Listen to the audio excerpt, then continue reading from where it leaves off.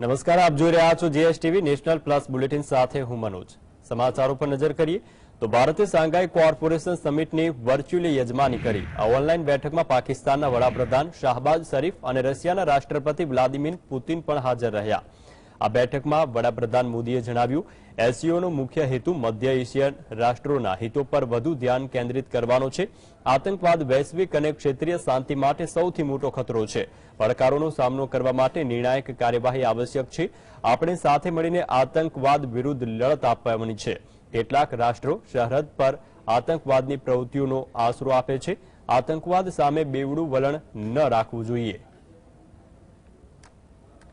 देश cross border terrorism को अपनी नीतियों के इंस्ट्रूमेंट के रूप में इस्तेमाल करते हैं, आतंकवादियों को पनाह देते हैं.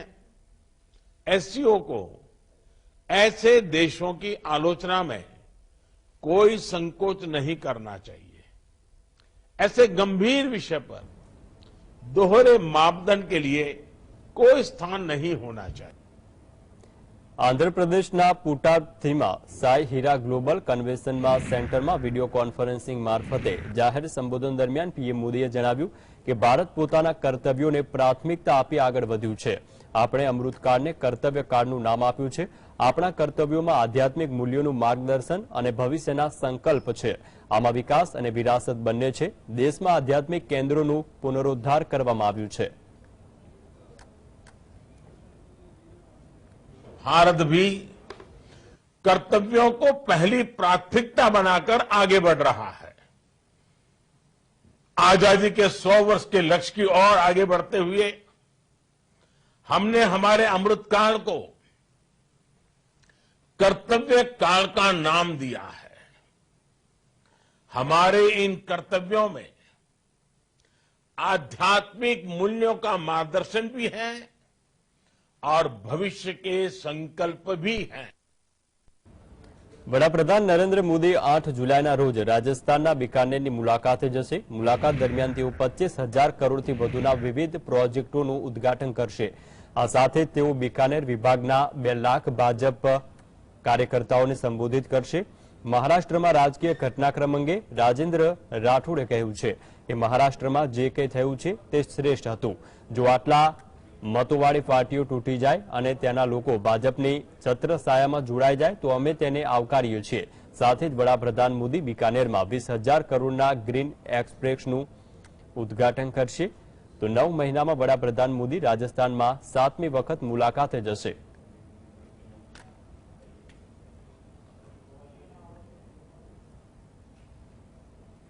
ભારતીય જનતા પાર્ટીએ મંગળવારે 5 રાજ્યમાં પ્રદેશ અધ્યક્ષોની બદલી કરી છે. તેલંગાણામાં ભાજપ પ્રદેશ અધ્યક્ષ તરીકે કિશન રેડ્ડીની નિમણૂક કરવામાં આવી છે.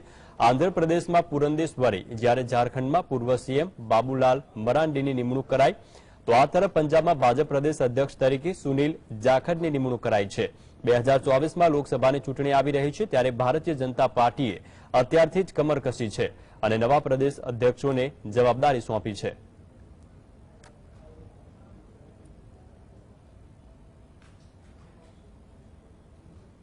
ઉત્તરાખંડમાં કોમન સિવિલ કોડનો મુસદ્દો તૈયાર કરવા માટેની સમિતિનું કામ પૂર્ણ થયું છે. ભાજપે 12 ફેબ્રુઆરી 2022ના રોજ વિધાનસભા ચૂંટણી પ્રચારના છેલ્લા દિવસે કહ્યું હતું કે જો ફરીથી સત્તામાં આવશે તો સામાન્ય નાગરિક સંહિતા લાગુ કરવાનું વચન આપ્યું હતું. વિધાનસભા ચૂંટણીમાં ઉત્તરાખંડની જનતાએ બીજેપીને સતત બીજી વખત સરકાર બનાવવાની તક આપી. મુખ્યમંત્રી પુષ્કરસિંહ ધામીએ યુસીસી પર કહ્યું છે કે તેઓ જનતાએ આપેલા વચનને પૂર્ણ કરશે. કોમન સિવિલ કોડ તૈયાર થયા બાદ મુખ્યમંત્રી પુષ્કરસિંહ ધામીએ પ્રથમ વખત વડાપ્રધાન મોદી સાથે મંગળવારે મુલાકાત કરી. મુલાકાતમાં યુનિફોર્મ સિવિલ કોડ સહિત અનેક મુદ્દા પર ચર્ચા કરાઈ.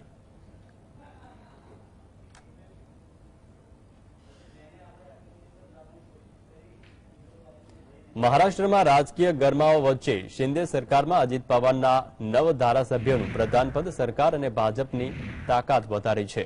પરંતુ પરોક્ષ રૂપે શિંદે જૂથમાં બેચેની પણ વધી છે.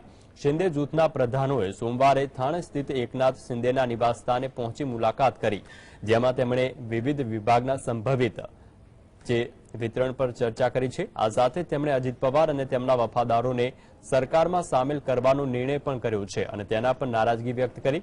શિંદે ફડણવીસ સરકારને 30 જૂને 1 વર્ષ પૂર્ણ કર્યું, પરંતુ આજે પણ રાજ્યમાં 23 કેબિનેટ બેઠક ખાલી છે। તો અજીત પવારની એન્ટ્રી પહેલા મહારાષ્ટ્રના પ્રધાનમંડળમાં સીએમ અને ઉપમુખ્યમંત્રી સહિત 20 જ મંત્રી હતા, જો તેમાં વધુમાં વધુ 43 સભ્યો સામેલ થઈ શકે છે અને હવે એનસીપીના 8 નેતાઓને પ્રધાન પદના શપથ લીધા છે, ત્યારે ખાતાની ફાળવણી પર સૌની નજર છે।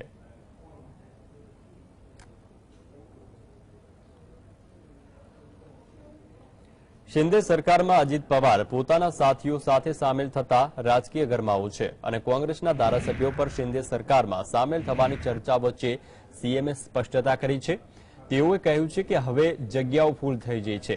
તો તેમણે કહ્યું છે કે અમારા કામને જોતા અજીત પવાર સરકારમાં સામેલ થયા છે। આગામી સપ્તાહમાં કેબિનેટનું વિસ્તરણ થશે। આ સાથે જ કહ્યું છે કે અમે એક વર્ષ પહેલા જે સરકાર બનાવી હતી અને અમે બાળા સાહેબ ઠાકરેના આદર્શો અને માર્ગને અનુસરી રહ્યા છીએ, જેમણે તેમની ભૂમિકા ભજવી છે। 1 વર્ષ માટે સામાન્ય જનતાની સરકાર છે। नरेंद्र मोदी जी के नेतृत्व में विकास हो रहा है, तो उन्होंने विकास को साथ दिया है और हमने हमारी भूमिका हमने बदली नहीं है। हम जो विकास की भूमिका है उसे आगे लेके जाएंगे। મહારાષ્ટ્રના નેતા પ્રફુલ્લ પટેલે દાવો કર્યો હતો કે વર્ષ 2022માં જ્યારે મહારાષ્ટ્રમાં મહાવિકાસ અઘાડીની સરકાર પડી ગઈ ત્યારે એનસીપી પાર્ટીના 53 પૈકી 51 ધારાસભ્યોએ શરદ પવારને ભાજપ સાથે હાથ મિલાવવાની સંભાવના વિશે વિચારવા જણાવ્યું। પ્રફુલ્લ પટેલે દાવો કર્યો હતો કે જો એનસીપી પાર્ટી શિવસેના સાથે સરકાર બનાવી શકે તો ભાજપ સાથે કેમ નહીં। 2 જુલાઈના રોજ અજીત પવાર સહિત 8 નેતા મહારાષ્ટ્રમાં શિંદે ફડણવીસ સરકારમાં સામેલ થયા હતા।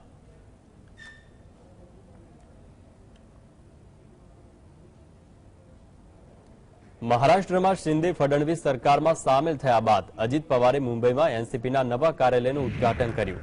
અજીત પવારે દાવો કર્યો હતો કે તેમની પાસે પાર્ટીના 40 ધારાસભ્યોનું સમર્થન છે અને તે માટે તે પાર્ટીના ચિહ્ન પર કાયદાકીય દાવો કરશે। આ વિશે વાત કરતા શરદ પવાર સમૂહને એનસીપીના નેતા ક્લાઇડ ક્રોસ્ટેએ જણાવ્યું હતું કે પ્રફુલ્લ પટેલ અને અજીત પવાર વરિષ્ઠ નેતા છે અને તેઓ કાયદો સારી રીતે જાણે છે। બંધારણની 10મી અનુસૂચિ અને પક્ષપલટા વિરોધી કાયદા મુજબ તેઓ આમાં કંઈ ખાસ કરી શકશે નહીં।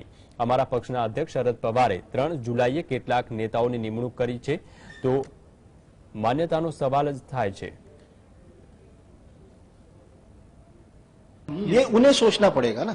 देखिए, आदरणीय प्रफुल्ल, मैं आदरणीय कह रहा हूं क्योंकि वो हमारे नेता रह चुके हैं, प्रफुल्ल पटेल साहब।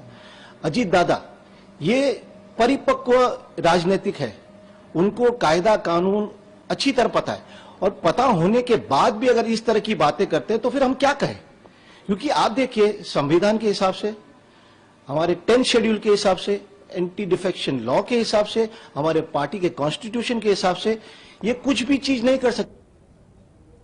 કેન્દ્રીય મંત્રી અનુરાગ ઠાકુરે જણાવ્યું હતું કે દેશમાં વિકાસ માટે ઘણા રાજકીય પક્ષો એનડીએમાં સામેલ થવા માંગે છે અને એનસીપીએ તેની શરૂઆત કરી છે। એનસીપીના કેટલાક નેતાઓએ મહારાષ્ટ્રમાં શિંદે ફડણવીસ સરકારમાં સામેલ થઈ તેની શરૂઆત કરી છે। વર્ષ 2024ની લોકસભા ચૂંટણી પહેલા રાજકીય પક્ષોના ભાજપમાં જોડાવાની દેશને કેન્દ્રમાં સ્થિર સરકાર મળશે, જે વિકાસના કાર્યો માટે ખૂબ જ જરૂરી છે। देश के विकास के लिए बहुत सारे राजनीतिक दल एनडीए का हिस्सा बनना चाहते हैं और एनसीपी ने उसकी शुरुआत की है।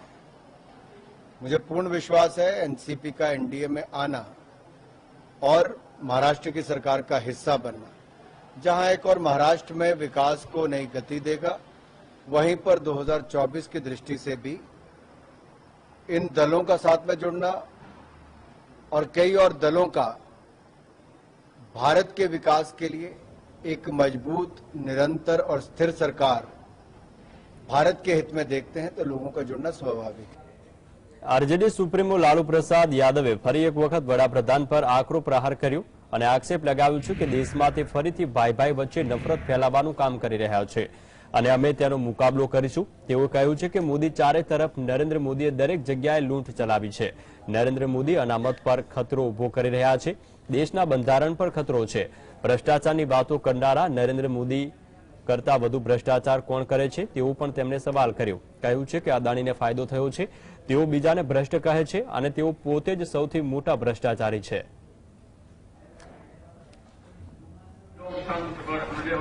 आइए सर। नरेंद्र मोदी देश के प्रधानमंत्री हैं, चारों तरफ डाका डाल रहे हैं। हाल ही में आपने देखा कि महाराष्ट्र में हम लोग के जो देश के सबसे बड़े नेता है वो बिहार में आए थे। हम लोगों ने बुलाया था कि सभी लोगों को इकट्ठा होना चाहिए और नरेंद्र मोदी को एकदम बिल्कुल नाबूद करके सरकार को बाहर करना चाहिए. આરજેડી ચીફ લાલુ પ્રસાદ યાદવે સોમવારે એક પુસ્તકનું વિમોચન કરતા કહ્યું હતું, જ્યાં તેમણે શરદ પવાર વિશે કહ્યું કે શરદ પવારનો કોઈ અસર થવાની નથી. શરદ પવાર એક તાકાતવર હસ્તી છે. તો પટનાના જ્ઞાન ભવનમાં બિહારના મુખ્યમંત્રી નીતિશ કુમારના જીવન ચરિત્ર પર લખાયેલા પુસ્તકનું વિમોચન કરવામાં આવ્યું. વિમોચન કાર્યક્રમને સંબોધતા લાલુ પ્રસાદ યાદવે કહ્યું કે અમે સાંભળ્યું છે કે દરેક વ્યક્તિ ચર્ચા કરી રહ્યા છે કે બિહારના સાંસદોને તોડો, સાંસદોને બહાર કાઢો. બિહાર ક્યાં તૂટશે? અમે બિહારને તૂટવા નહીં દઈએ.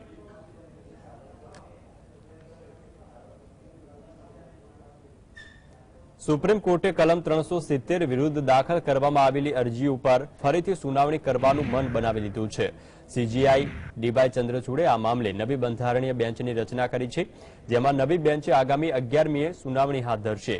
તો સુપ્રીમ કોર્ટે છેલ્લી વાર ડિસેમ્બર 2019માં કલમ 370 વિરુદ્ધ દાખલ કરાયેલી અરજીઓની સુનાવણી કરી હતી.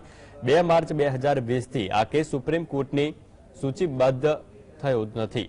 તો કેન્દ્રએ ઓગસ્ટ 2019માં કલમ 370 અંગે નોટિફિકેશન બહાર પાડ્યું હતું. જ્યારે આ મામલે સુપ્રીમ કોર્ટમાં ગયો ત્યારે ડિસેમ્બર 2019માં સુનાવણી હાથ ધરવામાં આવી હતી. ત્યાર પછી આ મામલો 5 જજોની બેન્ચ પાસે ગયો હતો. એ સમયે પ્રશ્ન ઉભો થયો હતો કે શું આ મુદ્દો બંધારણીય બેન્ચને મોકલવું જોઈએ, કારણ કે પ્રેમનાથ કોલ વીજ સંપત પ્રકાશ કેસમાં 2 અલગ અલગ મંતવ્યો જોવા મળ્યા હતા. તો આ બાબત છેલ્લા 2 માર્ચ 2020ના રોજ લિસ્ટ કરવામાં આવી. ત્યાર પછી નિર્ણય લેવામાં આવ્યો કે આ મામલાને મોટી બેન્ચને મોકલવાનો કોઈ અર્થ નથી.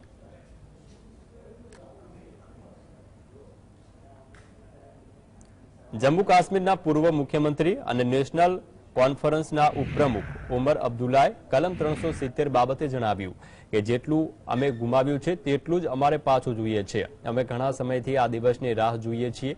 અમને આશા છે કે સુનાવણી ઝડપથી પૂરી થશે અને ચુકાદો આવશે. कि जो 5 अगस्त 2019 को हमसे छीना गया उसको मौजूदा हुकूमत से वापस हासिल करने की हमें कोई उम्मीद नहीं रखनी चाहिए.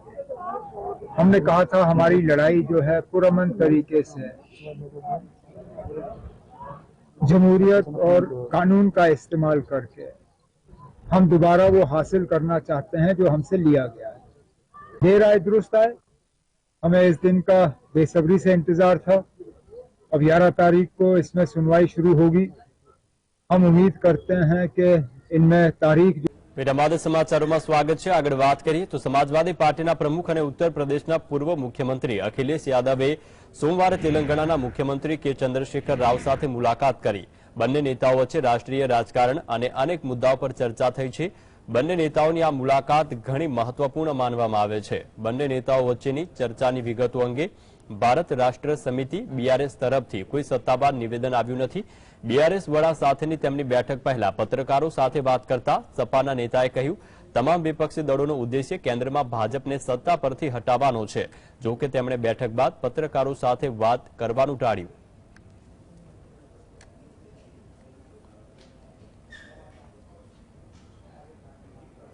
પશ્ચિમ બંગાળ રાજ્યના ચૂંટણી પંચે સોમવારે કલકત્તા હાઈકોર્ટને માહિતી આપી હતી કે કેન્દ્રીય ગૃહ મંત્રાલયે પંચાયત ચૂંટણી માટે અગાઉ મંજૂર કરેલી 337 કંપનીઓ ઉપરાંત વધુ 485 કંપનીઓની સુરક્ષા બળ મોકલવાની મંજૂરી અપાઈ છે.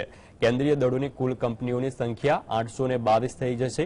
ચૂંટણી પંચના વકીલે કહ્યું છે કે પંચાયત ચૂંટણી માટે 4834 બૂથોને સંવેદનશીલ તરીકે જાહેર કરાયા છે, જે કુલ 61,636 બૂથના 7.8% છે. ચૂંટણી પંચે મુખ્ય ન્યાયાધીશ ટી.એસ. શિવગમનની અધ્યક્ષતાવાળી બેન્ચે આ અંગે માહિતી આપી હતી. હાઈકોર્ટે 21 જૂને એસસીસીને પંચાયત ચૂંટણીમાં તૈનાત કરવા માટે 82,000 કેન્દ્રીય દળોના જવાનોને મોકલવાનો નિર્દેશ આપ્યો છે. આ મામલે ફરી સુનાવણી થશે.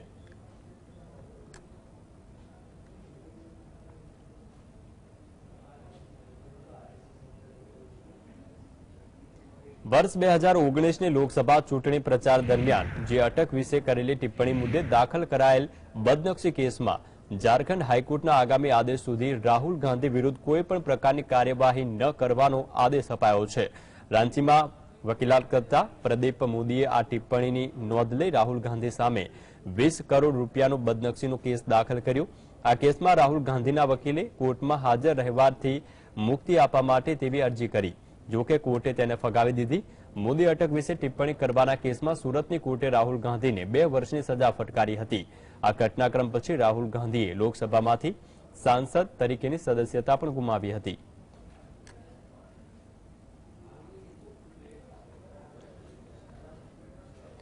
દેશમાં દિવસે ને દિવસે મોંઘવારી વધી રહી છે, ત્યારે ટમેટા બાદ હવે કોમર્શિયલ એલપીજી સિલિન્ડર પણ મોંઘો થયો. ઓઇલ માર્કેટિંગ કંપનીએ આજે સવારે કોમર્શિયલ એલપીજીની કિંમતોમાં વધારો કર્યો છે. કોમર્શિયલ એલપીજીના ભાવમાં પ્રતિ સિલિન્ડર 7 રૂપિયાનો વધારો નોંધાયો, જેના કારણે દિલ્હીમાં 19 કિલો કોમર્શિયલ એલપીજી સિલિન્ડરનું છૂટક વેચાણ કિંમત 1,773 રૂપિયાથી વધીને 1,780 રૂપિયા પ્રતિ સિલિન્ડર થઈ છે. જોકે ઘરેલું એલપીજી સિલિન્ડરની કિંમતોમાં કોઈ ફેરફાર કરવામાં આવ્યો નથી. છેલ્લા 4 મહિનાથી સતત ગેસ સિલિન્ડરના ભાવમાં ઘટાડો કરીને ગ્રાહકોને રાહત આપવામાં આવી હતી, પરંતુ આજથી ભાવમાં નજીવો વધારો થયો છે. 1 માર્ચ 2023ના રોજ સિલિન્ડરની કિંમત 2,119.50 રૂપિયા હતી, જે બાદ એપ્રિલમાં ઘટાડીને 2,028 રૂપિયા, મેમાં 1,856 રૂપિયા કરાઈ અને 1 જૂને 1,773 રૂપિયા થઈ હતી. હવે 4 મહિના બાદ કોમર્શિયલ સિલિન્ડરની કિંમતોમાં 7 રૂપિયાનો વધારો નોંધાયો છે.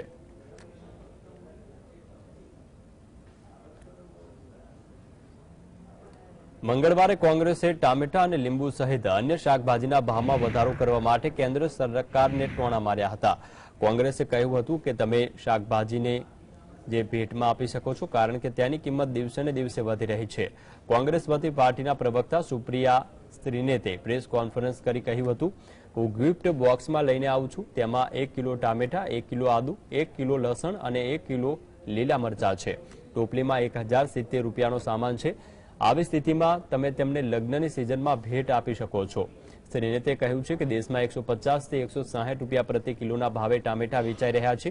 આદુ 400 રૂપિયા કિલો મળી રહ્યું છે. જે દુકાનદાર મફતમાં મરચું આપતો હતો, તે મરચું 400 રૂપિયા પ્રતિ કિલોએ વેચાઈ રહ્યું છે. તેમણે કહ્યું છે કે સરકાર બધું જાણે છે, માત્ર વરસાદના કારણે આવું નથી થયું. ટ્રાન્સપોર્ટ ખર્ચ વધી ગયો છે અને સરકાર પરિસ્થિતિને સંભાળી શકતી નથી. सब्जियों के दाम रॉकेट की तरह बढ़ रहे हैं. ये मैं एक गिफ्ट बास्केट बनाकर लाई हूं. आप लोग अभी शादी ब्याह का सीजन आ रहा है, बर्थडे पार्टी वगैरह में जाते होंगे. ये बहुत अच्छा गिफ्टिंग ऑप्शन है. इसमें 1 किलो टमाटर है, 1 किलो अदरक है, 1 किलो हरा मिर्च है, 1 किलो लहसुन है. टोटल लगभग 1,070 रुपए का सामान है इस बास्केट में. तो अन्यथा पैसे मत खर्चा करिए, ये सब चीजें दिया करिए. लोग इसकी बड़ी कीमत पहचानते हैं और जानते हैं. દેશમાં વરસાદને કારણે ઉત્પાદન કેન્દ્રોમાંથી ઓછી આવકના કારણે દિલ્હી એનસીઆરમાં ટામેટાના છૂટક ભાવ 140 રૂપિયા પ્રતિ કિલોએ પહોંચ્યા છે. એશિયાના સૌથી મોટા જથ્થાબંધ ફળ અને શાકભાજી બજાર આઝાદપુર મંડીમાં ટામેટાના જથ્થાબંધ ભાવ સોમવારે ગુણવત્તાના આધારે 60 થી 120 રૂપિયા પ્રતિ કિલો પહોંચ્યા હતા. તો મહત્વનું છે કે તેના કારણે ગ્રાહકોને મુશ્કેલી સર્જાય. સરકારનું કહેવું છે કે ટામેટાના ભાવમાં વધારો હવામાનને કારણે થયો છે. આ સમયે કિંમતો સામાન્ય રીતે ઊંચી હોય છે. આગામી 15 દિવસમાં ટામેટાના ભાવમાં ઘટાડો થઈ જશે. જો કે વરસાદને કારણે પાડોશી રાજ્ય હરિયાણા, ઉત્તર પ્રદેશ અને રાજસ્થાનમાંથી ટામેટાનો પુરવઠો સમાપ્ત થઈ ગયો હોવાથી આઝાદપુર ટામેટા એસોસિએશનના પ્રમુખ અશોક કૌશિકે જણાવ્યું.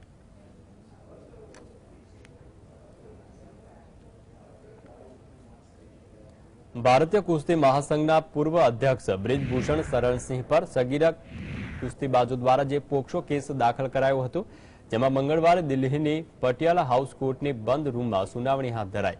જેમાં કોર્ટે દિલ્હી પોલીસ દ્વારા દાખલ કરાયેલી જે કેન્સલેશન રિપોર્ટ પર પીડિતાને પિતાને નોટિસ જારી કરાઈ છે. કોર્ટે ફરિયાદી પક્ષને 1 ઓગસ્ટે થનારી આગામી સુનાવણીએ જવાબ આપવા કહ્યું છે.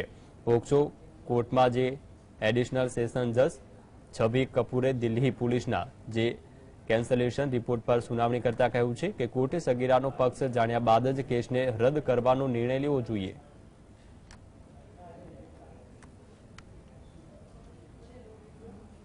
મહારાષ્ટ્રના ધુલે જિલ્લામાં એક કન્ટેનર ટ્રકે પહેલા 2 વાહનોને ટક્કર મારી અને પછી એક હોટલમાં ટ્રક ઘૂસી ગઈ, જેના કારણે 10 લોકોના મોત થયા છે, જ્યારે 20થી વધુ લોકો ઘાયલ થયા છે.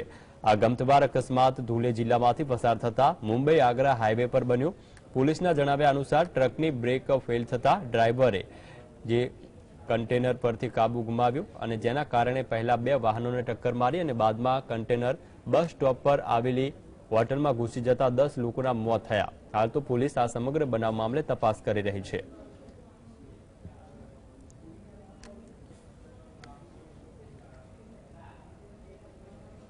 દેશમાં વિધિવત રીતે ચોમાસાની શરૂઆત થઈ ગઈ છે, પરંતુ હજુ તેની અસર દેશના કેટલાક વિસ્તારોમાં જોવા નથી મળી. વાત કરીએ ઉત્તર પ્રદેશની તો ઉત્તર પ્રદેશ અને બિહારના કેટલાક ભાગોને બાદ કરતા સમગ્ર દેશમાં જુલાઈ મહિનામાં ચોમાસું સામાન્ય રહેવાની શક્યતા છે, જ્યારે કેટલાક રાજ્યમાં તાપમાન સામાન્ય કરતા વધુ રહેવાની ધારણા છે. જુલાઈ મહિનામાં દક્ષિણ પશ્ચિમમાં ચોમાસું સામાન્ય રહેવાની ધારણા છે, જો કૃષિ માટે ખૂબ જ મહત્વપૂર્ણ માનવામાં આવે છે. આ સમયગાળા દરમિયાન વરસાદ લાંબા સમયગાળાના જે 94 થી 106% રેન્જમાં રહેવાની શક્યતા, પરંતુ ઉત્તર પ્રદેશ, બિહાર, આસામ, દક્ષિણ કર્ણાટકના આંતરિક વિસ્તારો જેમ કે તમિલનાડુ, પંજાબના જે વરસાદની ધારણા ઓછી છે, જે કૃષિ માટે સંકટ લાવી શકે છે.